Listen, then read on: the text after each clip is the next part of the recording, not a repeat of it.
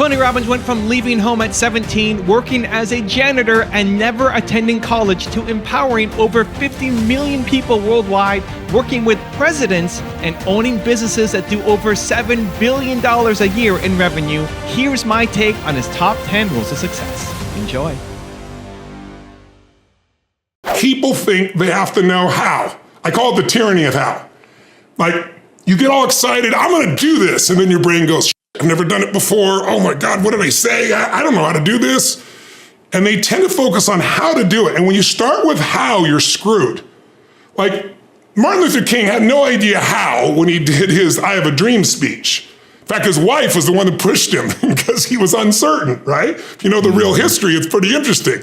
But the bottom line is he gets up there and he gives his vision of how it can be done. He talked about what needs to happen and why.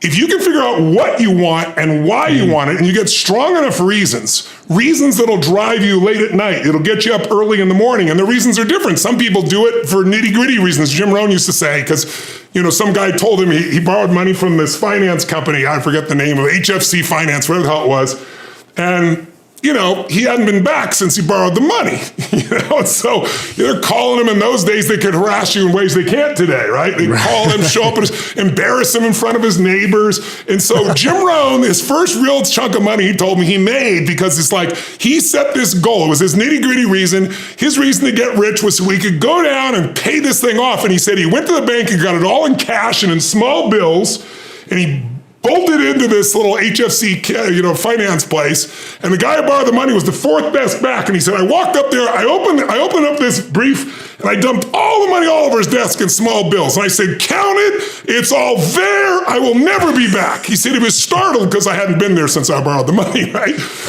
But he did it for nitty gritty. Some people do it for their kid. Some people will do it, we'll almost all do it for something more than ourselves. Some people do it because they like winning. Right? I know that about you, right? It's like, I like winning. I like being the best at what I do. So I'm not going to settle for less than that. Why would I? Right? So you got to find your reasons. But if you know what you want and you get a big enough why, now you'll figure out how to do it. But if you start with how, the small brain, the fear brain, goes, oh shit, I don't know what to do. I don't know where to go. I don't know what to do 90% of the time either. I know what and why, and then I try something. It doesn't work. I try something else. No, just something else. Now I speed it up by learning from the best. So that's why, Money Master the Game is a perfect example. My companies, at the time were $100 million companies. I had one $500 million company. Now we're doing $7 billion. I took what I learned from these guys. I applied it not only to my investing, I applied it to my own businesses. Why do I reinvent the wheel when I just learned from the best on earth? I mean, somebody who's that good can tell you that little 2 millimeter thing that changes everything. So my life is really about learn from the best, but I don't start with the how.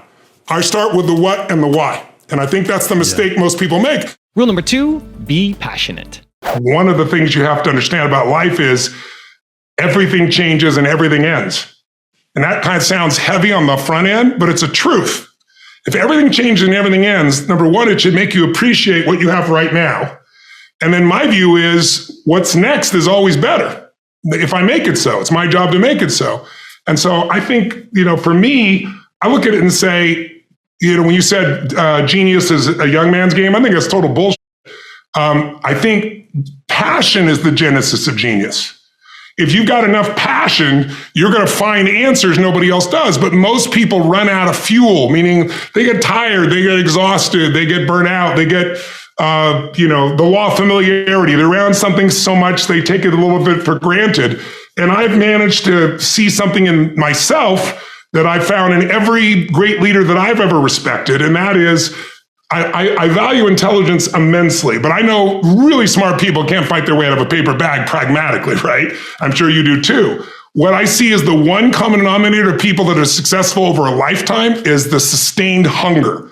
Hunger is the number one factor. Rule number 3, keep growing. We are made to grow. If we don't grow, it doesn't matter how much money you made, doesn't matter how many people gave you Academy Awards, stars on your chart. I mean, I get the phone calls from all these people who you would think have the greatest life in the world, and then they're calling me because it's not so great. Because they haven't mastered the inner world. They're good at the outer world. But this one hasn't been given enough time or energy. They've been so focused out here, and they've done so well out here. Not so well in here. This is the one you want to do well on. You do well here, you can master the outside world too. You can handle anything. So for me, it really comes down to looking at it and saying, okay, if you and I are going to have an extraordinary level of fulfillment, what's going to make me grow? Because that's what's going to make me proud. And to grow, you got to face challenges. And I think the biggest problem most people have is they think they shouldn't have problems. Yes. It's like problems are a sign of life. Problems are what make you grow. Now, I'd rather call it a challenge. I'd rather look at it as a challenge and take it on as a challenge. But you and I both know. Yeah. I have grown so much in the last 24 months, taking 105 companies, some of which were literally shut down for, 12 months, keeping them alive, not letting go of my employees, figuring a way to turn it around, figuring out how to adapt. I developed more skill and ability to help other people because I had to manage my own state, unbelievably so. I had to help other people manage their state. So without the challenge, would I grow so much? Probably not. Rule number 4, cultivate gratitude. Your happiness will never last as long as it's got expectation behind it. Don't get me wrong. I have businesses, I run them, we manage them. But I know that people are going to screw up, or my idea of screw up is different than I think they should be. Right. And sometimes their screw up will turn into something even better. Right? I got to give it room. So what I did was I began to realize I made the decision. It's the most important decision, I believe, of your life, that I'm not going to suffer anymore. Life's too short to suffer, and I'm going to live in a beautiful state every day. And the way I do it is I catch myself when I start to get that sense of stress. I let it go, and I see the idea go by. So your thoughts about this person messing up your business or not following through. If I was in a room with 10,000 people, I guarantee you 60, 70% of the business owners have the same thoughts at times, right? Yeah. I ask people all the time, tell me your most stressful thought. Oh, I'm worried about my children. This may happen. How many people have had that thought? Everybody. Yeah. I might not make it financially, blah, blah, blah. How many have had that? Everybody. My point is, it's not your thought. It's the mind, not your mind. When you think it's your mind, you identify with it, and you can't separate from yourself. Right.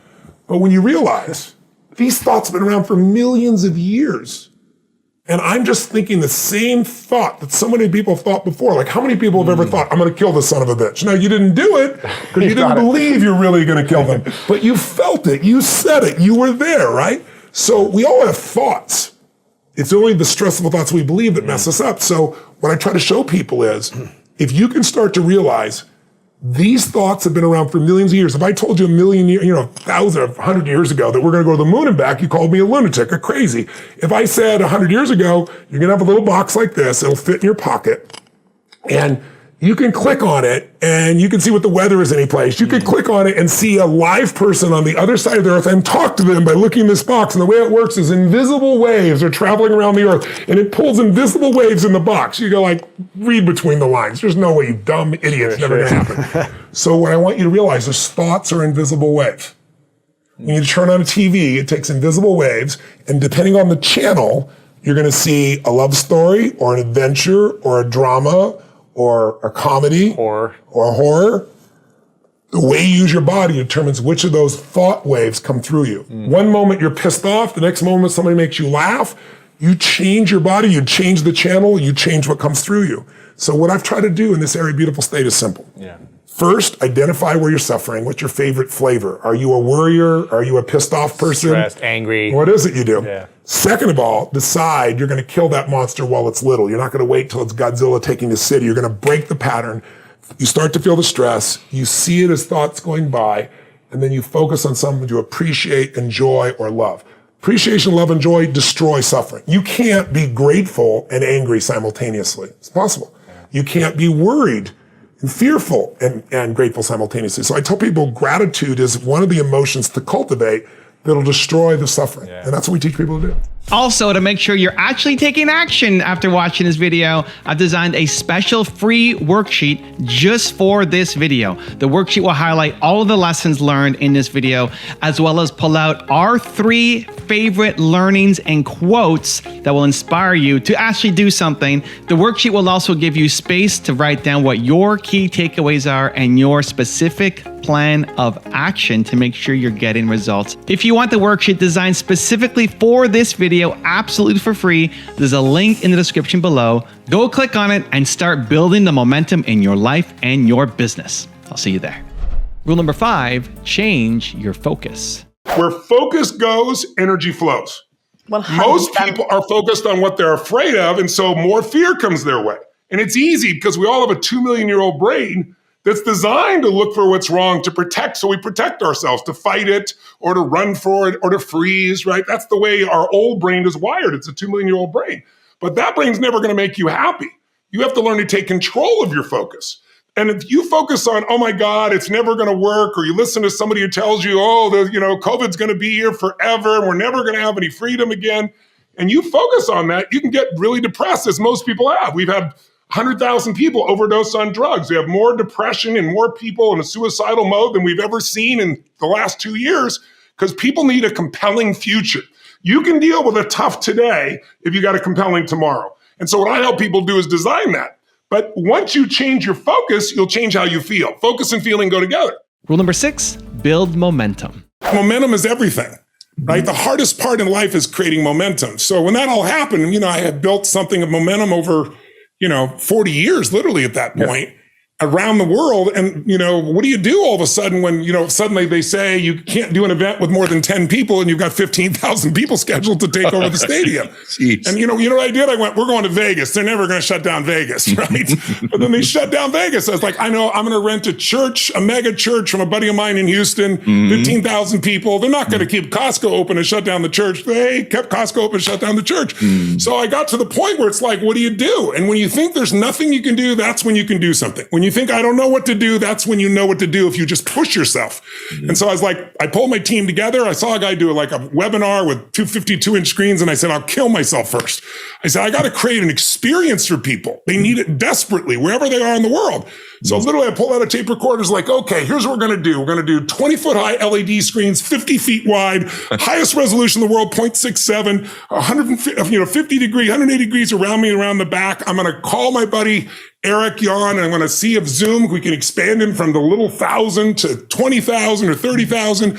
I'm going to hire a firm to create an app so they can shake it, so it sends a signal and you can hear reality of people clapping, because the more shake it, the louder it gets.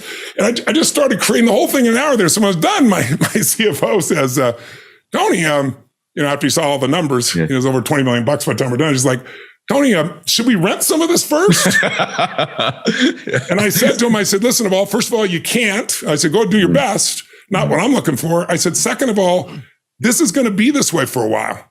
And we're going to use this to help more people. And that, when things go back to normal, we get to go do that too. And I just did a Date with Destiny where I had 10,000 people from 97 countries. And then I had 500 people in front of me because I built the studio so that there's 40-foot high ceilings. So I could literally lift the 20-foot screen. And so now I have a hybrid event. People that want to come personally, I'm there. People that want to be in the middle of the night in some other country are able to participate. But all that comes from just taking action and momentum. If you build momentum, you can accomplish anything. You've seen it in sports. You see a team that's dominating and then somebody steals the ball and the momentum changes. Your job right now is to create momentum. And that's why I'm building this challenge, is basically to say to you, let's do a breakthrough for you right now so you know it's real. Let's get you to get a real result. Let's get you to shift yourself physically and mentally and emotionally so you can build that momentum, because it takes so much energy to rocket out of the atmosphere. It takes very little to take it out of the solar system. So that momentum, I think, is critical. Rule number 7, maintain good relationships. You mentioned you reach out to someone, you'll text someone, you'll send a voice note or a video message, or maybe you're calling them or just saying hi to them and telling them you're acknowledging something that they're doing well that you appreciate. I don't think that many people do this. Why is this so important for you personally? And why do you think this would help so many people get out of themselves and overcome anxiety and stress if they did this even a couple of times a week? I know you do this every day, but just a couple texts a week. Why was this so valuable for people? Well, number one, I love people. So I love to if you just call someone to make a compliment and it's not sincere, anybody can feel that. I don't do that shit, It's like I pride myself in finding the goodness in people or the skill sets in people. And I also know that what is acknowledged tends to grow. So from standpoint of that, I want them to feel that feeling of being appreciated. I want them to know I see what's happening behind the camera, so to speak. It's like, that's what matters. It's not how everybody else sees you. It's how you really are. And then it also deepens every relationship you have when you sincerely acknowledge somebody and you notice something other people don't notice. And so it deepens the connection. And to me, quality of life is the quality of two things, your emotions and your relationships. And, if my emotions are terrible, my relationships are going to be terrible. Right. But if I have great emotions and I can extend that out to help other people, then it just makes me feel more alive. So I do it for me and them. It's a virtuous cycle. Rule number 8, feed your mind. Fundamentally, the most basic thing you got to do, especially at a time like COVID, is you got to every day have a couple of simple practices. One of those is every day you got to feed your mind. And when I say feed your mind, I mean consciously seek out something that's going to give you new insight, new inspiration, new way of looking at things. Because otherwise, today, the news follows you, right? It's in your pocket. And the news people are good people, but they're doing their job. What's their job? Make as much profit as possible. How do you get the most profit? Get the most people to watch. How do you get the most people to watch? Fear. If it bleeds, it leads is the phrase they use in journalism, right? And we've seen so much fear built up now that most people have lost their faith. And you can't lose it, fortunately. It's just a muscle that needs to be regained. But you have to fill your mind. You have to pursue it. Great ideas are not going to interrupt you. They have to be pursued. And the good news is today, if you get away from just the traditional news, you can go to podcasts like Boss Babes. You can go to different locations. You can get another perspective, and you can feed your mind. But if you don't feed your mind, my original teacher was a guy named Jim Rohn. And he used to say, Tony, I got a question for you. He said, what if your worst enemy puts sugar in your coffee? What's going to happen to you when you drink that coffee? Is it you're going to have sweet coffee? He said, what if your family member, your friend, your love, by accident drops one drop of strychnine? What's going to happen when you drink that coffee? He said, you're going to be dead. And he goes, that's right. Life is sugar and strychnine, so watch your coffee. Like every day, you got to stand guard at the door of your mind, especially at times like this when there's so much fear. So you feed your mind. Rule number 9, do more for others. Just to entrepreneurs in general, and you're an entrepreneur, wildly successful entrepreneur, and you work with and are friends with many of the top entrepreneurs in the world. What are a few of the common attributes of the super successful entrepreneurs that you've seen? That might not be the obvious ones that come to mind. Well, gosh, I'll give you one example because I was just talking to him yesterday. Mark Benioff's a dear friend of mine, and he runs a company called Salesforce.com. He founded it. Mark went to my Unleash the Power Within event about 15 years ago. He went to it 3 times. It's repetition's the mother skill. He immersed himself in it. Again, a pro, not going to do something average. Comes up to me and introduced himself and says, Tony, he said, you've changed my life. I'm working for Oracle. I'm leaving. I'm starting this company, Salesforce.com. We're going to change the business world. I'll never forget. So we're going to do $100 million in business. I was teasing him the other night. He's going to do $7 billion this year, right? And I've been on that 15-year journey with him. What do they have in common? They have a sense of something they want to serve greater than themselves. The only challenge sometimes in network marketing, and I think what gives it a bad reputation for some people, is you get people in there that really act like they're doing it for something larger than themselves, but it really is only them. Now, there's nothing wrong with you wanting to profit and be successful, but motive does matter. And the most successful entrepreneurs have a motive that includes themselves, but they want to do something that's going to change the world, make the world different. It's like, when you're trying to meet your own needs, you get a certain level of insight. If you're trying to meet the needs of your family, you get a different level of insight because life supports whatever supports more of life, more people.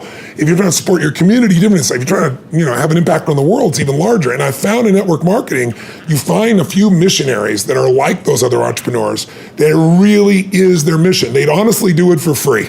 And they want to make money and they do make money. But if you're only doing it for the money, the unfortunate part is people sense that, and then they feel like it's just a transaction as opposed to an experience of added value. There's only one way on earth to really become wealthy, and that is do more for others than anybody else is doing. And rule number 10, the last one before some very special bonus clips, is recognize and create patterns. No matter how long you live, no matter what changes in society, skill number 1, it's the ability to recognize patterns. You're really good at it. You do it in finance. You do it in business. Thank you. I'm not just blowing you at smoke. That's why you're successful. Because when you recognize patterns, it allows you to go to the second step, which is use them. If you recognize financial patterns, you can do great things. You recognize patterns in business, you can turn around any business. That's what I've been doing. I have 105 companies now. We do $7 billion in business. And I have no business background. But I recognized the patterns, and I studied the billionaires that started with nothing and said, what did they do? How did they do it? How did they turn it around? So if you can recognize patterns and if you can use them, you got a great advantage. But then gradually over time, if you go to play the piano, you usually play other people's music initially. And then there's a point where you come through. Now you start creating patterns. And when you start creating patterns, that's when you become a dominant force in business, in life, in the marketplace, and with your children or anywhere else. When 9/11 happened, and I'll finish with this, I was in Hawaii. I was with 2,000 people from 45 countries. We were translating 4 languages simultaneously for a program that I was conducting for a week. The night before was called Emotional Mastery. I got up, had no plan for this, and I said, we had all this fireworks, I do crazy fun stuff. And then at the end I stopped, and I had this plan I was gonna say, but I never do what I'm gonna say. And all of a sudden I said, when do people really start to live? When they face death. And then I went through this whole thing about if you were gonna get off this island, if 9 days from now you were gonna die, who would you call, what would you say, what would you do? One woman, well that night is when 9/11 happened. One woman had come to the seminar, and when she came there, her previous boyfriend had been kidnapped and murdered. Her friend, or her new boyfriend, wanted to marry her, and she said no. He said, if you leave and go to that Hawaii thing, it's over with us. She said, it's over. When I finished that night, she called him and left a message, true story, at the top of the World Trade Center where he worked, saying, honey, I love you. I just want you to know, I want to marry you. It was stupid of me. She was asleep, because it was 3 a.m. for us, when he called her back from the top and said, honey, I can't tell you what this means. He said, I don't know how to tell you this, but you give me the greatest gift, because I'm going to die. And she played the recording for us in the room. She was on Larry King later. And he said, you're probably wondering how on earth this could happen to you twice. And he said, all I can say to you is, this must be God's message to you, honey. From now on, every day, give your all, love your all. Don't let anything ever stop you. I really want people to know, life is always happening for you, not to you. If you believe it's happening to you, of course it is. You look for what's wrong is always available. But if you train yourself to look for what's right and you find it, you won't be the person sitting on the curb crying or feeling sorry or drugging yourself up. You'll be like, I'm going to crush it and I'm going to find the good in this. It's not good on the surface, but it becomes good when you do something with it. So there's always a way, but it requires a different level of energy. It requires that you have something you want to serve more than yourself, because if you're only serving yourself, you don't get a lot of insight. Nothing wrong with that, but you're trying to serve your family, you're serving more of life, so life gives you more. Serve a community, serve humanity. I'm not talking virtual signaling bullshit. I'm talking about, what's in your heart. You get a different level of insight and a different level of energy. So you got to find something you care about more than yourself in the middle of COVID. And you got to find a way to retool yourself to move forward, because the opportunity is going to be there. Winter's not forever. The tide will shift, and you want to be ready, or ideally take advantage of it even before the tide shifts. I was in my early 20s, and I developed this incredible arsenal of tools, a toolbox, a tool chest, if you will, of the very best tools to create change rapidly, things that look like magic to people, where I could take somebody and I would go on a radio show or a TV show and I would challenge traditional psychologists and psychiatrists, and I'd say, give me your worst patient. I don't care if they have uncontrollable phobias. Have them come see me. I'll handle it in 1 hour. And I developed this idea that I was the 1 hour, the one-stop coach, the person that could help people make any change. And I built my career by actually doing that. I got on television and radio, and I took people with lifetime phobias and turned them around. And these are all just techniques and strategies that I didn't develop. I just kept looking for the best, and I kept synthesizing it and bringing it forward. So when I started out, here I was, this guy helping people lose 30, 60, 90, in some cases 200 pounds. Or taking a guy that was barely surviving financially, and within a couple of years of this counseling, or coaching as I started to call it, really got him to turn his business around and literally got him financially independent. Relationships that were falling apart. And I learned the distinctions to help couples change. And so when you start getting those types of results that are that measurable, people started giving me attention, and the media started to come to me. And then what they wanted to know was this: what are you? And I thought, are you a guru? I said, no, I'm not that. You're Mr. Motivator. Like, no, I'm certainly believe in people having an inspired life. I mean, think about it. Inspiration is pretty important. If you're not inspired, what is inspired? It means in spirit. It means there's an energy in your life. If you're not inspired about your life, what do you have? Nothing. But I'm really more about strategy. And they kept pushing me. Guru, motivator, what are you? And I said, well, you know what I really am? I'm a coach. And I came up with that metaphor. I mean, there's always been consultants in business. I wasn't talking about businesses. It was individuals. And I said, I'm not a therapist. I said, and I don't have a degree. People pay me because I produce measurable results. They pay me nothing unless I do it. That's how I set up my career. That's how I built my brand. And I said, for me, coaches are people that are not better than you are.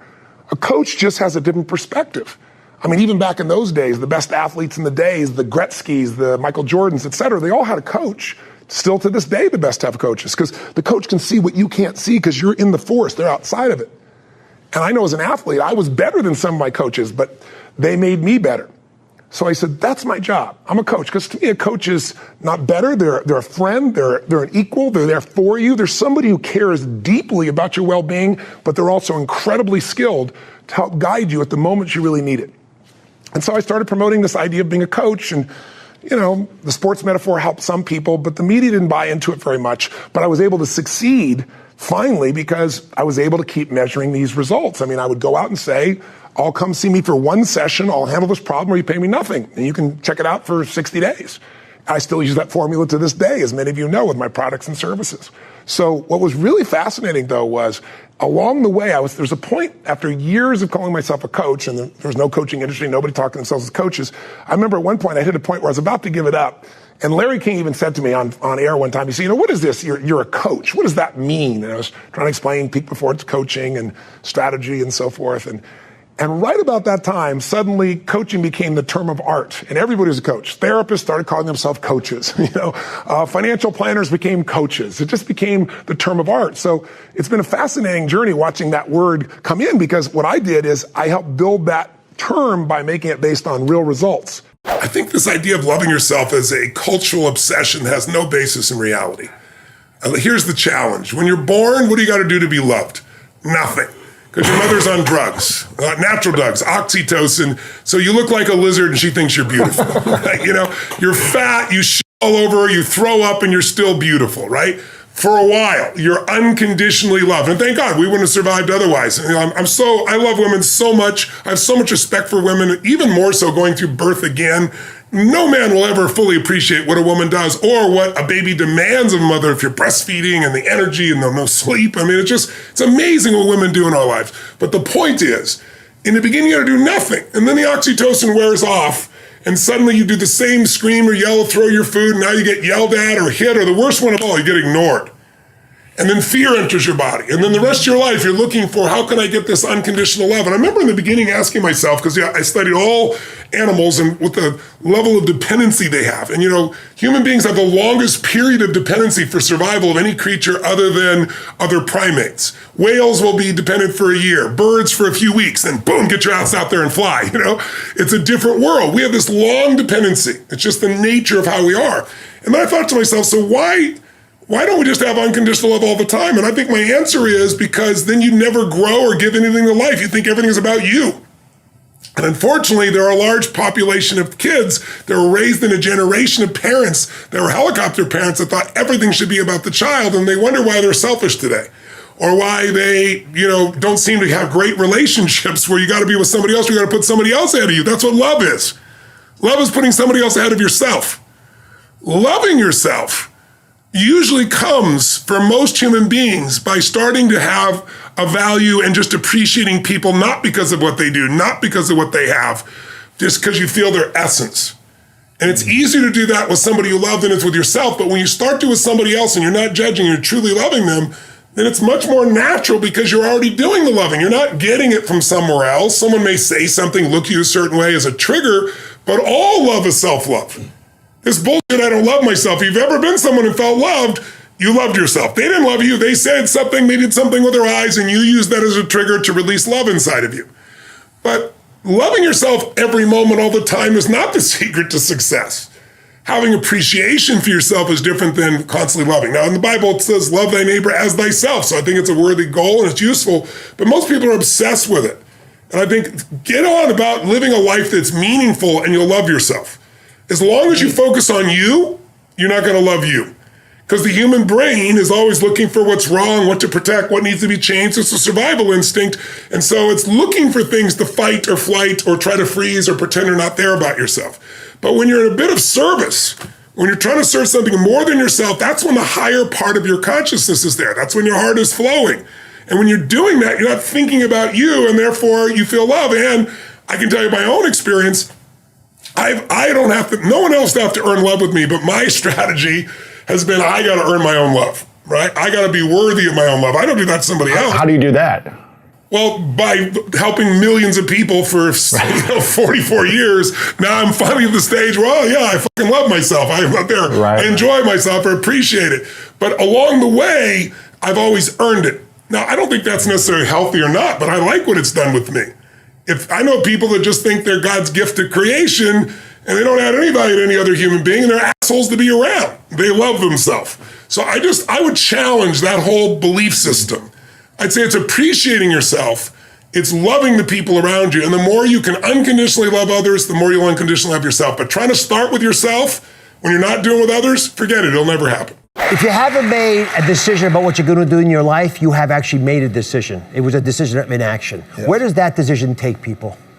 Well, I think it happens at different stages of life. It's not like you have to have this one mission. A lot of people are paralyzed. I don't know my purpose. Well, your purpose is to enjoy your life, to grow, and to give. Like, everyone has different ways, but we all compare it sometimes. Is it enough? Is it strong enough? Is it big enough? What I found in my life is do what's in front of you with all your vigor, all your passion. Give the most you can. Focus on giving, not trying to receive, and you'll receive more than you could ever imagine. But the person who's always trying to get, nobody wants to deal with that person. Nobody wants to be around them. The secret to living is giving. It's what makes you feel alive because you're no longer in scarcity. You're no longer trying to get, and no one wants to be around them, but you don't want to be around yourself in that state. How do you get out of it? It's just a habit. It's just like, let me find every day one person to start my day that I can sincerely compliment, no BS, find something great about them, or someone I could help who's in a worse case than I am. It could be something very little. But when you get in those habits, then all of a sudden life is, like I wake up every day, my whole thing before I came here, before I do anything is like, God use me. It's like, I want to be a blessing in the life of anybody I meet in some way. Sometimes that blessing is I can take a picture for them and they're excited. Sometimes I can do an intervention. Sometimes I can invite them to seminars. Sometimes I can just love on them. Sometimes ask them a great question. But if we're all focused on being a blessing in each other's lives, then our life is filled with blessings because we're not trying to get. All the love you want from others, if you feel it inside yourself, you'll be expressing it to others, and every time you express it, you feel alive inside. Otherwise, people can tell you they love you all day long, and you can go, yeah, they don't really love me. I know lots of celebrities who started out wanting so much love, so they become successful and unique, so they get all this adoration, and they don't like their lives now because they don't think it's sincere. I said, your focus is, if you're a celebrity, why don't you use your platform to serve in some way outside what you do? Not attack, but serve. If you do that, you're going to have a rich life. I remember turning 40, and I was really, really unhappy. I was like, Jesus, I've not done enough. I've not helped enough people. I helped tens of millions of people at that point already, done all over the earth in 100 plus countries at that point, but it was still kind of stuck in my head. So I would earn the love by over-delivering, change somebody's life. Like, I don't get it because somebody says, oh, I love you, Tony. I mean, I appreciate that. Or, oh, you're the greatest. It's got to be my standard. My standard's higher than their standard for me, right? So when I get up and someone's going to kill themselves and they're suicidal and boom, turn around and they're no longer not going to kill themselves, but they're transformed, their life is there. That's when I go, okay, now we've hit the center of what I'm made for. Now, I deserve to feel this euphoric feeling within myself and appreciation. And even then, I still know it's God coming through me. I don't have the delusion it's just me. But I think sometime after 40, I finally saw the stupidity of it. I accumulated enough that I looked at life with fresh eyes. And I can say by the time I turned 60 a year ago, I noticed it was interesting because my birthday, I didn't have an ounce of it. I was just like, how could I at this stage of my life when I've had the privilege of serving so many humans in so many contexts, from turning around, guys going to kill themselves with PTSD to helping kids turn around to getting kids off cocaine or adults to, helping people build multi-billion-dollar businesses from nothing. And when I've lived this long, I can't go by without hearing half a dozen stories a day or dozen stories a day from people telling me how something I did changed their life. So it's not that I'm so smart now, it's just I've stacked it. By the way, though, stacking is the way you can do things. Most of us stack the negative. If you are really angry, it's not usually because of just the moment. It's that it happened again. It's like if you've ever lost it or overreacted to your kid or to a friend or a business or even within yourself, it's because it happened again. We hit this 1, 2, 3 mini point, and then our nervous system overreacts. But what I've learned is you can stack the good. But for example, if you go into a state of really strong anger for more than 5 minutes, your immune system is suppressed between an hour and a half to 2 hours. That's a physiological fact. But no one had done any study. I started stacking good. Like, okay, let me stack a dozen great memories, feel them, see them, experience them. And I felt this biochemical change that didn't just last a half hour, an hour, or 10 minutes. It went on for a day or two. And so I think I've learned to stack the good. So just having the experience is not enough. You got to stack the good to be able to appreciate it. But I think, just come back to the main point here from my perspective, which could be completely full, it's just my perspective. So I want to point that out. I think the more you find unconditional love for others, the easier it is to find in yourself. And I think the focus is serving and loving, and that's what will get you to the point where you start doing it. But if you want to speed it up, stack all the good you've done, you'll feel great about yourself. There's so many things, people's relationships are complex, right? Because you're dealing with another species. Even if you're gay, in order to have a relationship, you need opposite energies, male and female energies, even if it's in the same gender.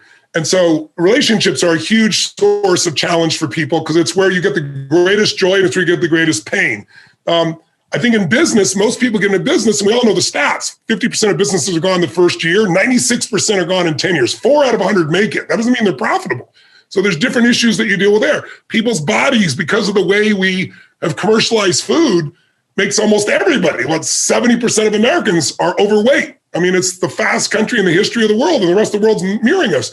So I deal with so many different issues. It really depends on the person. People come to me usually at extremes. They're either the best in the world at what they do, and they're doing well, and they're the best because they're always looking for that little thing I can do that makes me better, and takes me to a different destiny. Or it's somebody facing a challenge. And, they're facing a financial challenge, a business challenge, an emotional challenge, a relationship challenge with their kids, or they have a birthday with a 0 on it, so they're reevaluating their life. So I get people who have found a hunger. They're hungry because it's not how they want it, or they're hungry because that's their nature. People are not hungry, I don't really deal with because they pretty much accept where things are. And so what I wish for them, what I pray for them, is they find something to inspire them more than themselves, or the wagon wheel comes down their rut. They get enough pain that they start searching. And I don't care how smart you are, how strong you are, how rich you are, how famous you are. Life is gonna humble you. Life's gonna take you to your knees. The real question is, what are you gonna do when that happens? And so for me, it's really like what this challenge is about. It's like a comeback challenge. The greatest story again. What is the greatest story of mankind? What's the story we all love in books and movies? It's a comeback. It's somebody gets taken to their knees, unfairly, unjustly, whatever, or their own ego takes them there. And then instead of giving up, they get up, they get knocked down, they get up, and then eventually they don't only get up and they don't get to where they were, get them better than they were. Michael Gerber, the guy that wrote the E-Myth, talks about why so many young businesses fail. And one of the things he says is most people are not really entrepreneurs, but they think that's what they should be. They think that's the sexy thing. That's the most attractive thing. That's the best answer. And what I say to you is you got to separate the vehicle from the outcome. What is it that's going to truly fulfill you? What is it that's going to give you that extraordinary life? What's going to make things magnificent on your terms, not somebody else's terms, not your father, your mother, your background? What is that really? Separate the vehicle, because there's many ways to get to that vehicle. But I'm saying sometimes you got to reevaluate what's going to really make you fulfilled. What is your gift?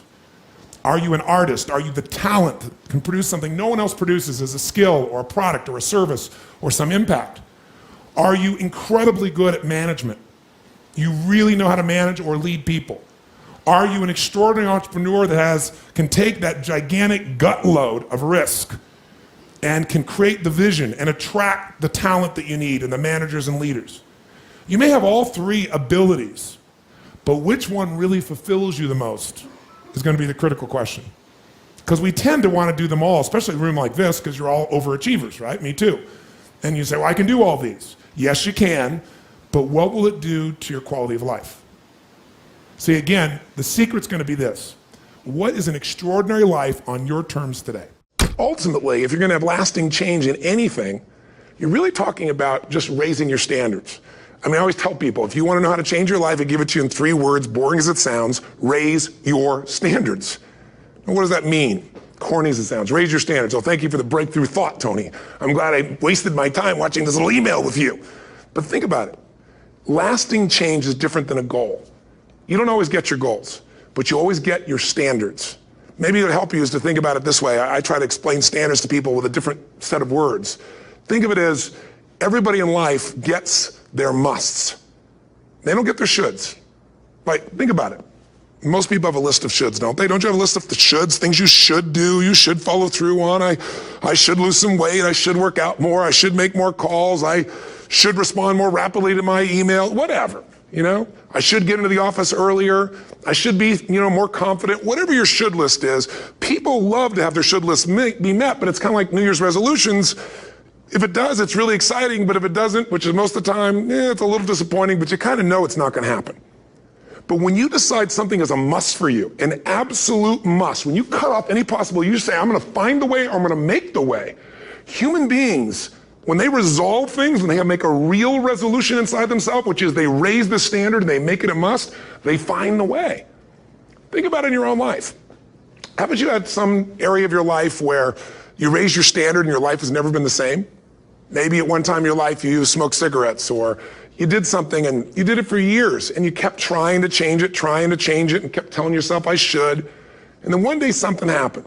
Something just clicked you over. Something took you over that kind of tipping point. And inside yourself you said no more. And it was a very, very different experience, wasn't it? Something inside of you shifted and what was a should became a must, and you've never gone back. Is there an area like that in your life you can think of? Again, did you ever smoke cigarettes? Did you ever eat a certain way, drink a certain form of alcohol, and then finally say no more, and you just don't go back? And notice this, it doesn't really take any willpower anymore. Because somewhere when we make this click, when we make something a must, we attach ourselves to it. It becomes part of our identity. And one thing I've learned in the last, 33 years of working with people from now over 100 countries, 4 million people, is human beings absolutely follow through on who they believe they are. If you said to me, well, I'm really going to work hard to stop smoking, but I've been a smoker my whole life and I am a smoker. I know your days are numbered. You're going to be back smoking cigarettes again, because we all act consistent with who we believe we are. I tell people the strongest force in the whole human personality is this need to stay consistent with how we define ourselves. If you define yourself as somebody who is really conservative, you're not going to be crazy and act nuts unless you're really drunk or something, and then you can say it's the alcohol, when it's really just you finally getting permission to be yourself. The alcohol is your excuse. If you're a really crazy person, you act crazy, outrageous, playful. You don't act conservative because that's not who you are. Very often people say, well, I can't do that. I'm not that kind of person. And I always say to people, really, when did you define yourself? I mean, really, how many years ago did you come up with what you could and couldn't do in your life? How many years ago? Most people, if they really look at how they're living their life today, it's based on a set of standards, a set of beliefs that they made choices about 10, 20, 30 or more years ago. I mean, very often we made decisions in our youth or very young about what to believe, about what we were capable of, about who we are as a person, and that becomes the glass ceiling, if you will, that controls us. There's a corny metaphor, but it's true. I remember one time I was with my family at the circus, and there was a person there, and they had this big giant elephant, and you look at this elephant, and they take this little rope, put it around the elephant's neck, and they drive this stake into the ground. And I mean, you look at this and you know that elephant could rip down the entire tent with almost no effort. And yet the elephant doesn't struggle, doesn't try. Why? Because the elephant's conditioned. And they take that elephant and condition the elephant when it's a baby elephant. That's how they train them. When it's a little baby elephant and it doesn't have the power yet, they put a big rope around it and they drive this huge stake in the ground, and the elephant fights and fights and fights. And one day, finally, that elephant decides, I'm not capable of pulling this out. And once that becomes the definition of an identity of anyone, an elephant in this case, they don't even try anymore. It's just who I am, that's how it is, that's just the way it is in my life. I'd like to ask you to take a look at any place you've got a limitation and ask yourself, when did I decide to accept that limitation? And you may not even see it as a limitation, you might see it as just that's who I am. But so often in our lives, we've adapted to be a certain way so that we don't fail or so that people will like us or respect us, but it's not necessarily who we are. Joy comes when you're spontaneous. It's really hard to be truly happy when you're not being yourself. And most of us have no clue who we are. And so a big part of my work, if you've ever been to an event, you know, is to get people to do things spontaneously without thinking, because that's when the real you shows up. That's when the energy comes alive. And when you do that, when you start to connect to your true nature, suddenly there's energy available for you to set a higher standard for what you want in your life. That's what this is really all about. And when I talk about standards, when I talk about, shoulds versus musts, think about your own life. I know there have been areas in your life where some point in time you just shifted and you raised the standard and your life changed. Because whatever people have their identity attached to, they live. We live who we believe we are. That's just how it works. It's just kind of like, I'll give you an example. Look at your physical body. Your physical body today is an absolute reflection of only one thing, not your goals, not your desires, but your standards. The identity you have for yourself. If your standard is you're an athlete, then there's a certain amount of strength, a muscle tone, and energy that's available in your body on a regular basis because that's who you are. And so you do whatever's necessary to maintain that identity. Again, the strongest force in the human personality is this need to stay consistent with how we define ourselves. Because if you don't know who you are, you wouldn't know how to act. Once you lock in on that identity, your brain finds a way to keep you there. If you say, man, I'm overweight, I've always been overweight, I'm big boned, and that's the story you got, then you're going to always find a way to get back there. That's your settling point. That's your identity. That's where things lock in. If you see somebody who's in really great shape, you ask them, do you work out? You know the answer. Yes. How often? And they'll tell you 3 times, 4 times, 5 times a week, whatever. In a seminar, I'll ask people, who here works out at least 5 days a week? And I'm stand up. And you look around that room, and you know that they work out 5 times a week because you can see their body. You don't just get a result without some kind of action, without some form of ritual. Ritual meaning actions you do consistently. Now, do you think those people that are out there working out 5 days a week, do they have more time than you do? Or I have, or anybody else? Of course not. Is their life less busy? Of course not. It's just a must for them. They must work out that way, and they've made that turn and their life's changed. So I'm not saying you have to work out 5 days a week. I'm just saying whatever you really want, wants don't get met consistently. Standards do. Whatever you identify, this is who I am. And so it's not so much about changing your identity as it is expanding it. Deciding that, instead of your goal is to lose 10 pounds, which is not compelling, what if your vision was to get back to my fighting weight? This year, this month, this next 90 days, I'm going to transform my body. I'm going to take on a new challenge. I'm going to find some technique or strategy, there's a million of them, that can reframe myself where I want to feel younger, stronger, more vibrant than ever before. Here's my reasons. Because I want the energy to really make my life work. Because it's tough out there and I want to be stronger than I've ever been before. I want to go in front of the mirror and if I'm naked, not, want to laugh. I want to look there and take a good look and go, yeah, I'm proud of whatever I see there. Whatever it takes, something's going to make you laugh, smile, something that's going to tease yourself, but something's going to move you to another level. If you identify yourself in a new way and you own that every day, and that becomes the standard of how you live, you'll find the way to make that standard real. Money's the same way. Think about it. It doesn't matter what's happening, quote unquote, in the marketplace. People that make money find a way to make money no matter what, don't they? I mean, most people's standard is to pay their bills. So that's what most people find a way to do, even when economic times get tough. Most people, if that's their absolute standard, they find a way. Some people's standard is pay their bills most of the time. And so most of the time they do. Some people's standard is not just to pay their bills, but to take care of their family and maybe even some of their friends.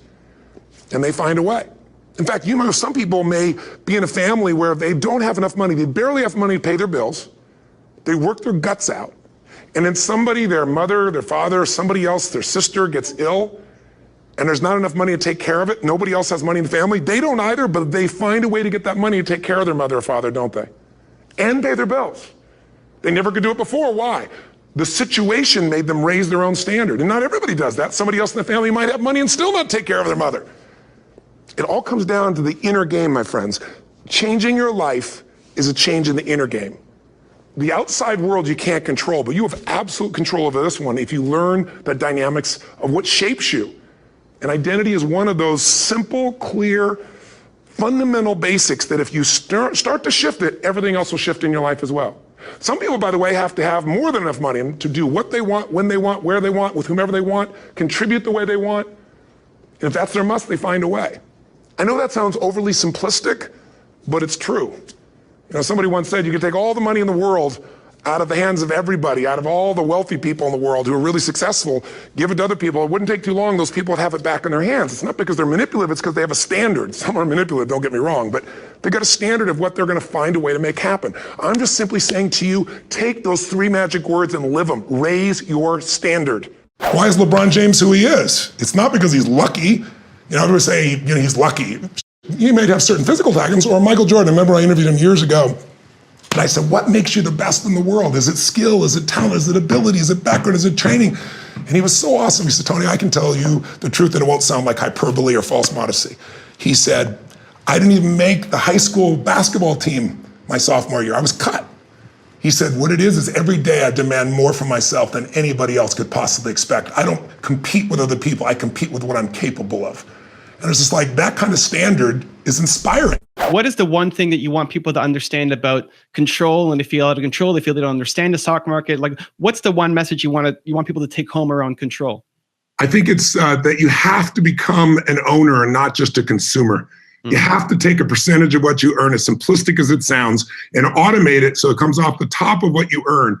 There's a gentleman that worked for UPS. His name's Theodore, and Theodore Robinson was this guy who never made more than $14,000 a year, and yet he retired with $70 million and gave away $35 million while he was alive. How did he do it? He became an owner. His best friend said to him, listen to me, the most important thing in your life is we're going to put a wealth tax on you. He goes, wealth tax? I make $14,000 a year. He goes, we're going to make you wealthy with this tax. It's not a government tax. It's a tax for yourself. So we're going to take 20% of what you earn and put it in an investment account and let it build up. He said, I can't afford that. He goes, once it's automated, you won't notice. That's all he did that made him $70 million. So it's like, people have to understand that no matter how good you are in business, we all need a second business with no employees, and it takes very little time. Something that once you do your homework should take you, 15 minutes to an hour twice a year to rebalance perhaps. But outside of that, that's what this is. This is setting up a business that'll make you do well. When I was, how old was I? When I was 24 years old, 25 years old, I worked with a man named Ken Blanchard who wrote those 1 Minute Manager books. You probably remember him, Evan. Yeah. Really great guy. And I helped him take 5 strokes off his golf game, and that made me God to him. And then he said, I want to return the favor. And he goes, the best advice I got growing my business was, I was about to come out with my first book. And he said, a friend of mine who's very wealthy said, do not put that money in your company. Let the leads go to your company. Do not let the profits go. And do not spend those profits. Put that in a separate account that nothing ever touches, because your business will eat whatever resources you have. When a growing business does that. And he said, Tony, I put that aside, and during the tough times, that's what made me safe. Well, I did the same thing with that in my original infomercials. That alone made me a wealthy man. So when tough times came, I could withstand it. So I see so many business owners go, yeah, but I have control of my business. Bullshit. You have influence over your business. Yes, you have more influence, but there are better entrepreneurs than you perhaps out there as well, or businesses that get greater valuations than your business will. And so your ability to grow, you want to grow your own business? I always tell people, you want to build 2 businesses. The business you're in and the business you're becoming. And then you want to have the business that you're in and becoming and an investment business. It's really simple once you set it up. And I think everybody's got to do that if they really want to have financial freedom, because look, the marketplace changes, competition changes. IBM was the head of the pack forever. And then some little kid from Microsoft comes along and buys MS-DOS for $50,000 and then leases it to them and makes himself $3 billion on that little move alone. He didn't even write the software, right?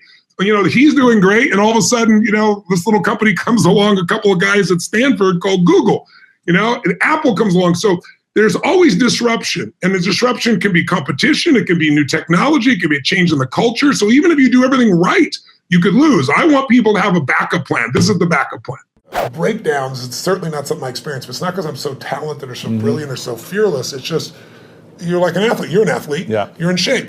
Yeah. Right? You're not going to have a reaction in your body like somebody who doesn't take care of themselves. Right. So, I don't believe in emotional intelligence. I think it's useful, but I'm more interested in emotional fitness, because intelligence is a capability. Fitness is a state of readiness. Interesting. If you are fit, you can take that demand right now and you can deal with it. You can deal with that physical stress, that emotional stress. Same thing's true with psychological fitness, emotional fitness, right? So I'm pretty fit, and part of that is not because I'm so smart. Part of it is that I've taught this for decades. Yeah. I remember I had a woman who came to one of my seminars in her, early 80s probably, and she would run in this room, 10,000 people. I think it was, she went a couple of 10,000 person events, and she would get in this front row and fight her way through there, and she'd jump and go for it. And at one break, she came up to me, I was signing a book for her, and she says, she goes, Mr. Robbins, I've seen you at like 8 of these. She goes, I've seen you like when you're really, I know, I can hear your voice, you're hurting or you haven't slept. And she goes, you always seem to be so up all the time. How come you're so up? And I said, well, part of it is I attend all these seminars. So I'm teaching it. So there's a fitness to that. But there's also, I've buried 3 fathers and 1 mother, and that affects your life. I've had a physician look me in the eye and say you have a tumor in your brain. Wow. And so I've had those moments that, when you've had extreme stress and you push your way through it, you build psychological muscle. It's like, it takes a lot to knock me off. You know, in the early days, we didn't have $50,000 to keep the doors open. How do we do it? Then I had, graduated to $5 million. Then I graduated to a partner of mine who kind of didn't do things well, and I ended up owning $100 million because I had to take on his debts. $100 million. But when you do all that stuff, now my companies do $5 billion, a year. So you keep expanding what I would call really the circle of the threshold of your influence. Sure. Everybody has a threshold of control, and if you get beyond it, you kind of freak out. So it takes a little bit more. I can't. So you don't really have breakdowns. I don't have a breakdown. I mean, do I get pissed off or get frustrated or tired? Yeah, but a breakdown, honestly, no. What would you tell the startup entrepreneur who maybe is just getting started or maybe still has a full-time job and it feels like every dollar that they're making, they're just trying to build their business at the moment, they haven't cashed out yet? Should they be investing into their business? Should they still be saving some and put into the market? What would you tell that person? I think you have to put something outside your business, because what's the number one rule of investing that even idiots understand? Don't pull all your eggs in one basket, right? And what do 90% of entrepreneurs do? Because of the illusion of control, they go, I'm going to put all my money in my business. Don't get me wrong. It's still a great place for your money and for your time and for your energy. But you got to take a piece of what you earn and you got to bet on some other entrepreneurs and get outside yourself specifically. And if you look at, somebody like Warren Buffett will tell you, look, he said, all my wealth is a result of a couple things, some good genes and compound interest and living in America. So if all you do is get compound interest on your side, the game changes. If you take a 19-year-old kid that's got a little job and you say, look, I want you, it sounds like a lot, but I want you to put aside $300 a month. Let me show you why. $300 a month set aside, thrown in the market.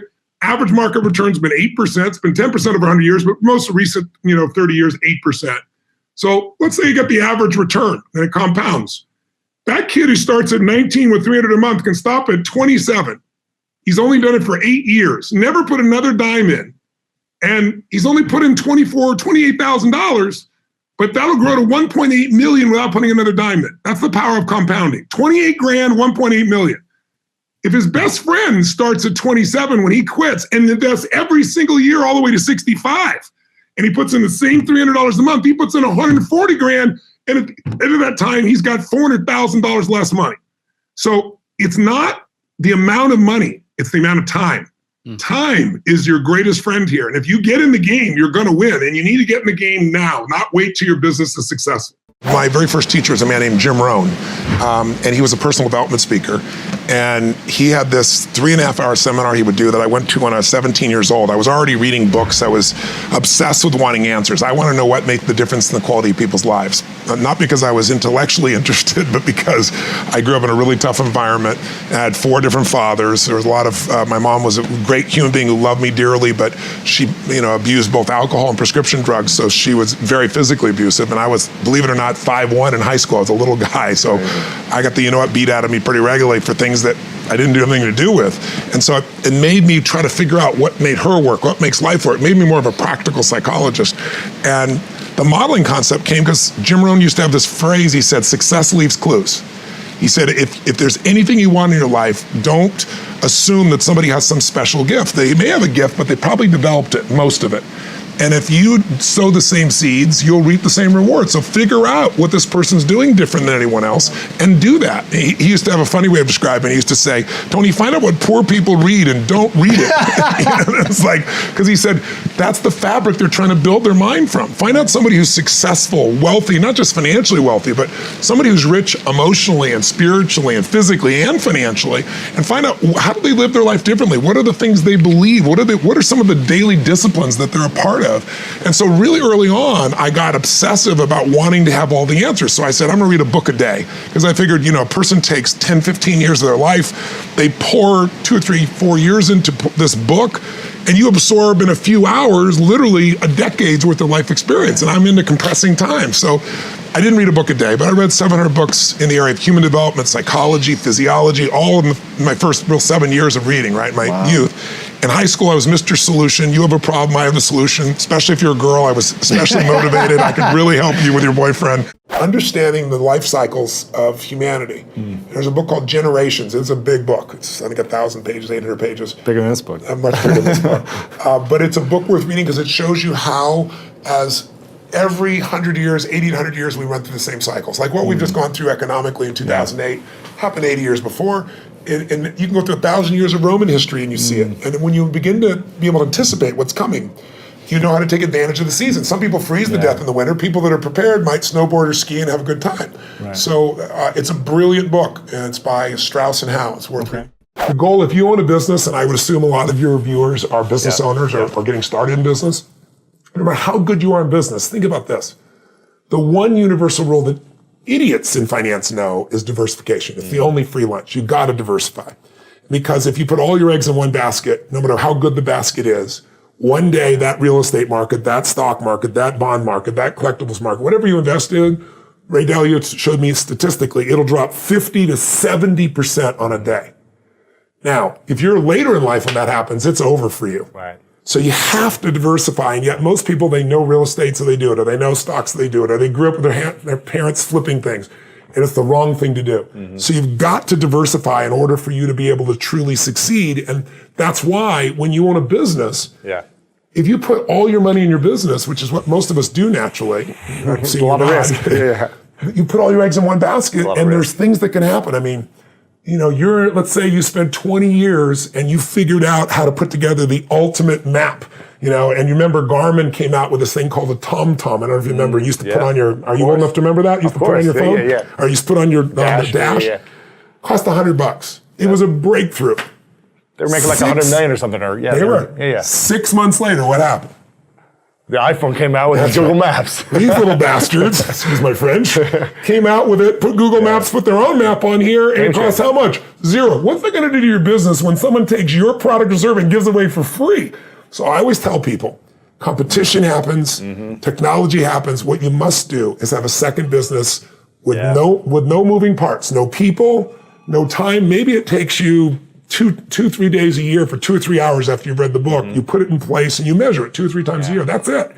Go on with your life. Now, if there's a trouble in your business, you're financially set. In my life, I have 31 companies now. We have, you know, what do we have? 1,200 employees, 7 different industries. We do $5 billion in sales.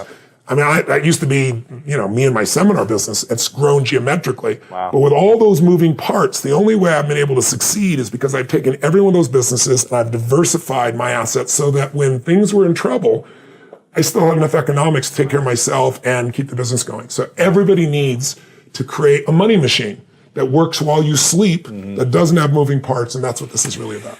Money makes you more of what you are. If you're mean, you got more to be mean with. If you're, you know, giving as you are and your team is, you're going to have more to give with. So I think it just magnifies. It doesn't change anybody, but it magnifies it. And I think most of us have so much emotion tied up around money because we associate emotions that are more important to us, like freedom, to that, or security.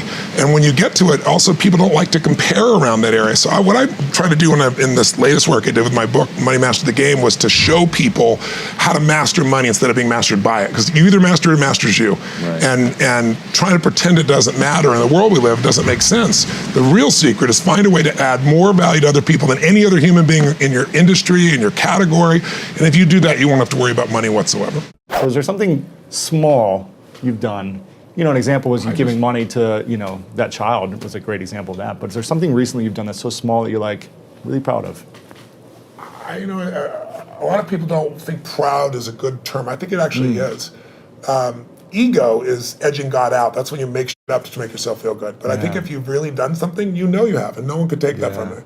And so I'm proud of who I am as a man. I'm proud of the things that, you know, what goes on when the camera's not on. And there are people around me all the time that will tell other people stories about what I'm really like. So I don't have to communicate that to people. It gets shared. So I don't know. I don't know. There's so many things in life. I don't measure them as big versus small. Sure. My wife was somebody who would see one person and be thrilled, and I had to see 10,000. I think so. She's balanced it out for me. I feel like life is short, and while you're here, I want to have the most impact that I can. So I go deep and I go wide. Right. But every interaction to me is an important interaction, and sometimes that interaction is just being kind. I know it sounds stupid, but kindness can, to the right place at the right time. Somebody can be suicidal, you don't know it, and you're being kind, and it changes their state. Yeah. There's an interesting story of there's a gentleman who wanted to kill Nixon, and he couldn't get access to Nixon. It's a true story. And so he wrote a journal, that's how we know the details of it, and he decided he's going to go after Wallace, and he's going to shoot Wallace, and he actually did do that shooting. And when they read his journal, it was fascinating. He didn't want to kill Nixon because he didn't like him or Wallace. He just wanted to be famous. He wanted to be worth something. And one of the reasons he didn't kill Nixon is he was going after Nixon, and he was this far from the president, and an old woman bumped into him just as he's reaching in his pocket to get this gun. And in the middle of this, everything's frenzied. He wants to shoot, become the most famous man, another one of those assassins. And this woman grabbed his hand and said, "I'm so sorry. I'm just so sorry." Really? And he said in his journal afterwards, his hand was on the gun. Wow. And her looking in his eyes with this love in her eyes and this kindness in her eyes, he said, "I couldn't make her witness that," and he put the gun away. Oh, man. That saved Nixon's life. Wow. Right. So we went after Wallace, But that's the power of a moment of kindness. So I think we underestimate.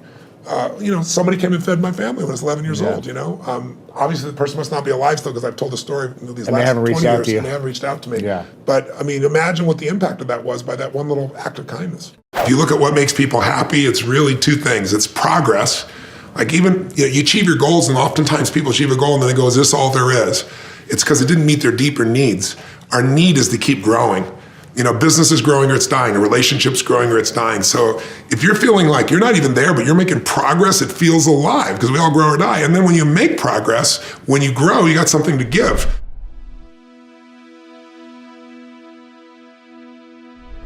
Because you made it this far in a video, I want to celebrate you. Most people start and don't finish. Most people never actually follow through. Most people say they want something, but they don't ever do the work to actually get it. But you are different. You are special. Believe Nation, you made it here all the way to the end, and I love you. So as a special celebration, if you put a hashtag believe down in the comments below on this video, I will showcase you and celebrate you somewhere on the screen in a future video because you are awesome. For 10 more amazing rules from Tony Robbins, check the video right there next to me. I think you'll love it.